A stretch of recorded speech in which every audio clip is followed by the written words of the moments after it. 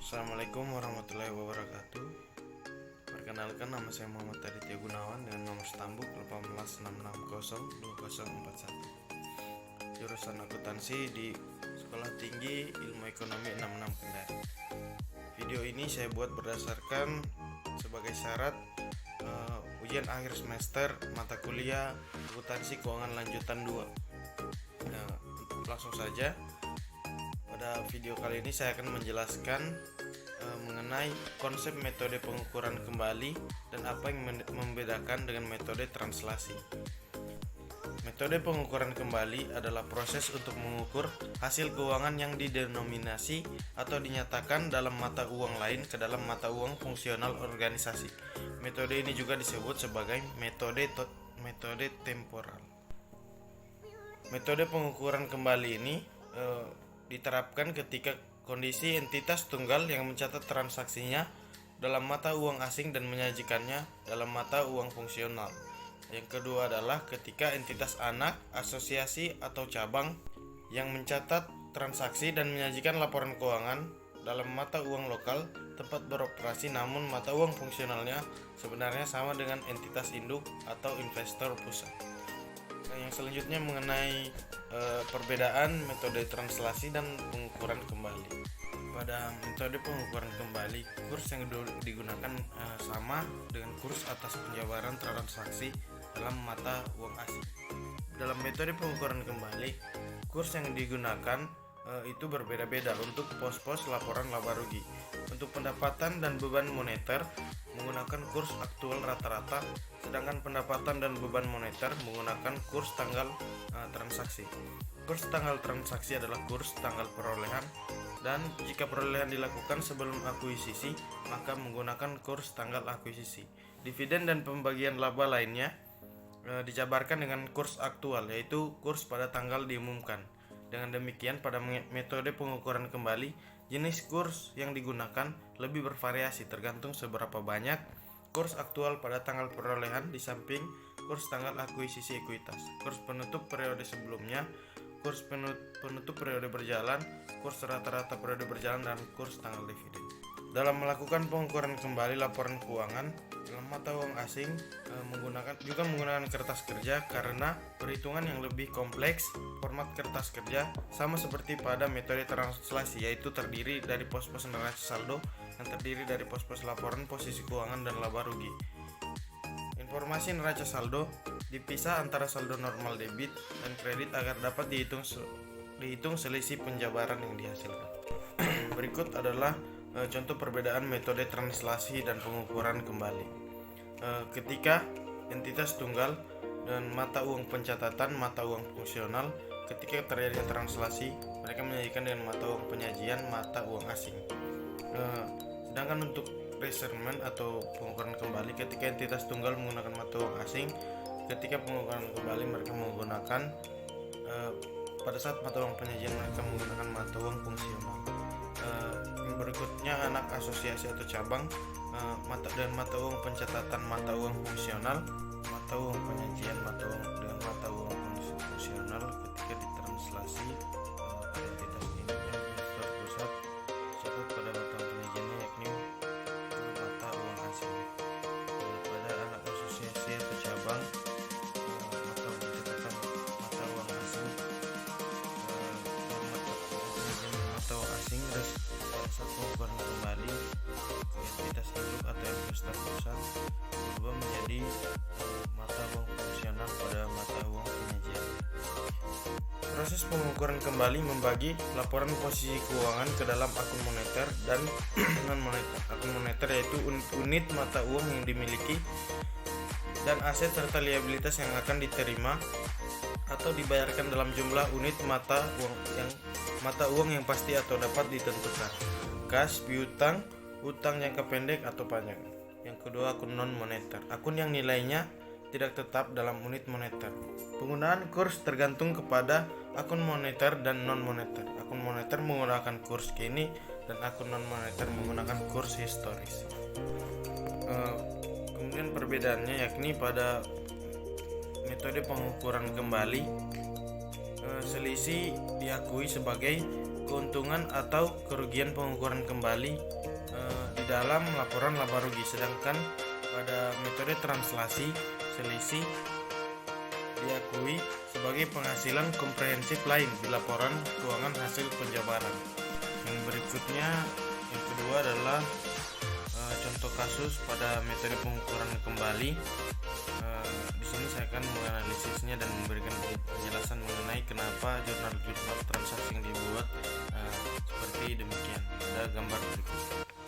Contohnya pada tanggal 1 Januari 2021, PT Induk, yakni perusahaan Indonesia, membeli 100% saham yang beredar dari German Company, sebuah perusahaan yang berlokasi di Berlin. Seharga 660 juta. Harga tersebut lebih tinggi 60 juta dari nilai buku. Selisih lebih biaya perolehan di atas, nilai buku dialokasikan ke paten yang diamortisasi selama 10 tahun. German Company mengelola pembukuan dan pencatatannya dalam euro untuk menyediakan laporan pemerintah Jerman, sementara mata uang fungsionalnya adalah rupiah. Pada tanggal 1 Oktober 2021, entitas anak mengumumkan dan membayar dividen sebesar 6.250 euro. Entitas anak yang berikutnya, entitas anak menerima 42 juta dari transaksi dengan perusahaan Indonesia pada saat kurs 1 dolar sama dengan 12.000. Entitas anak masih memiliki mata uang asing tersebut pada tanggal 31 Desember 2021. Kurs spot yang relevan per 1 dolarnya terhadap rupiah adalah tanggal 1 Januari 2021 12.000, yang 1 Oktober 2021 kursnya yakni 13.600, 31 Desember 2021 kursnya 14.000, dan kurs rata-rata pada 2021 yakni 13.000. Berikutnya adalah ayat jurnal yang dibuat oleh PT Induk selama tahun 2021 adalah sebagai berikut. Yang pertama, tanggal 1 Januari 2021, yakni investasi pada saham German Company pada kas senilai 660 juta. Jurnal ini terjadi karena entitas induk membeli saham terhadap German Company. Yang kedua adalah jurnal untuk mengeliminasi ekuitas entitas anak dalam pengonsolidasian laporan keuangan setelah akuisisi. Masih tanggal 1 Januari 2021, saham jurnal yang keluar yakni modal saham biasa German Company 480 juta, saldo laba 120 juta, diferensial 60 juta pada investasi pada saham German Company 660 juta. Yang berikutnya yakni paten. Yang berikutnya yakni jurnal pada 1 Januari 2021, yakni paten 60 juta, diferensial 60 juta. Akun paten timbul atas selisih lebih pada perolehan di atas, maka dari itu dialokasikan ke paten. Yang berikutnya, ayat jurnal yang dibuat oleh PT Induk setelah proses konsolidasian selama tahun 2021 adalah pada tanggal 1 Oktober 2021, kas pada investasi pada saham German Company senilai 85 juta. Berdasarkan dividen yang diterima dari entitas anak di luar negeri, yakni 6.250 euro dikali dengan kurs yang berlaku pada saat itu, yakni 13.600. Yang berikutnya adalah 31 Desember 2021, investasi pada saham German Company 186.500 pada laba rugi dari entitas anak 186.500. Di sini yakni mencatat pengakuan penghasilan atau laba neto dari entitas anak di luar negeri 186.500. Ayat yang berikutnya yakni ayat jurnal yang dibuat oleh PT Induk setelah proses konsolidasi selama tahun 2021 adalah laporan laba rugi diferensial awal tahun 5.000 euro dikali dengan kurs penjabaran 12.000 menghasilkan rupiah Indonesia senilai 60 juta. Yang berikutnya amortisasi periode periode selama tahun 2020 X1 yakni 5.000 euro per 10 tahun. 500 dikali dengan kurs penjabaran 12.000 menghasilkan rupiah Indonesia 6 juta. Yang menghasilkan sisa saldo senilai 54 juta. Pada laporan posisi keuangan, sisa saldo pada 31 Desember 2021 dengan kurs akhir tahun senilai 4.500 euro dan rupiah Indonesia senilai 54 juta. Sehingga menghasilkan jurnal pada 31 Desember 2021 yakni laba rugi dari entitas anak pada investasi pada saham German Company senilai 6 juta.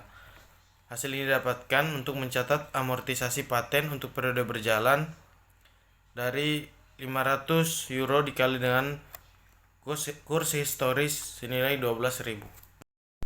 Yang berikutnya adalah jurnal eliminasi. Akun yang pertama adalah laba rugi dari entitas anak senilai 180.500. Dividen diumumkan pada sisi kredit 85 juta dan investasi pada saham German Company di sisi kredit 95.500. Akun ini dibuat untuk mengeliminasi laba rugi dari entitas anak. Yang kedua adalah jurnal yang kedua adalah modal saham biasa pada German Company senilai 480 juta di sisi kredit dan saldo laba 1 Januari 2021 120 juta di sisi debit juga dan diferensial senilai 60 juta rupiah. Dan di sisi kredit ada investasi pada saham German Company 660 juta. Akun ini dibuat untuk mengeliminasi saldo investasi pada awal periode. Yang berikutnya adalah paten pada diferensial senilai 60 juta rupiah untuk mengalokasikan diferensial ke paten. Yang berikutnya beban operasi amortisasi paten pada paten senilai 6 juta rupiah untuk jurnal ini untuk mengamortisasi paten. Yang berikutnya adalah kertas kerja konsolidasi yang disiapkan setelah pengukuran kembali laporan asing dengan pos-pos penjualan, keuntungan pengukuran kembali laba rugi. Yang berikutnya adalah kertas kerja konsolidasi yang disiapkan setelah pengukuran kembali laporan asing pada 31 Desember 2021. Penjualan 4 juta, German Company 650 juta. Pada saat konsolidasian ditambah 4 miliar tadi ditambah dengan 650 juta menghasilkan pada konsolidasian 4 miliar 650 juta. Keuntungan pengukuran kembali senilai 10 juta. Pada konsolidasian juga dimasukkan 10 juta. Laba rugi dari entitas anak pada PT Induk senilai 180.500 di debit 180.500. Di sisi kredit 4 miliar tadi ditambah dengan 180.500 menghasilkan kredit 4 miliar 180.500 ribu rupiah. Pada German Company senilai 600 juta. Maka didapatkan hasil konsolidasian 4 miliar 650 juta ditambah 10 juta senilai 4 juta 660 juta rupiah. 4 miliar 660 juta rupiah. Pada beban pokok penjualan senilai 1 miliar 700 juta rupiah pada PT Induk, sedangkan pada German Company senilai 281 juta. Dan pada sisi konsolidasian ditambah konsolidasian didapatkan hasil dari PT 1 miliar 700 juta dari PT Induk ditambahkan dengan pada German Company senilai 281 juta menjadi hasil konsolidasiannya 1 miliar 981 juta. Beban operasinya 900 juta, pada German Company 186 juta, debit 6 juta menghasilkan pada saat konsolidasian 1 miliar 92 juta rupiah. Kerugian transaksi mata uang asing 6.500 pada German Company dimasukkan pada konsolidasian 6.500. Di debit 4.180.500.000 tadi dikurang dengan 1.700.000.000 dan 900 juta tadi mendapatkan 2.600.000.000. Intinya di kertas kerja konsolidasian ini, ketika debit bertemu dengan debit maka ditambah, kredit dan ketemu kredit juga ditambah, sedangkan debit ketemu kredit itu dikurang. Itu aja. Itulah tadi hasil pemaparan dan penjelasan dari saya. Saya sadar masih banyak kekurangan di dalamnya, maka dari itu saya ucapkan maaf yang sebesar-besarnya.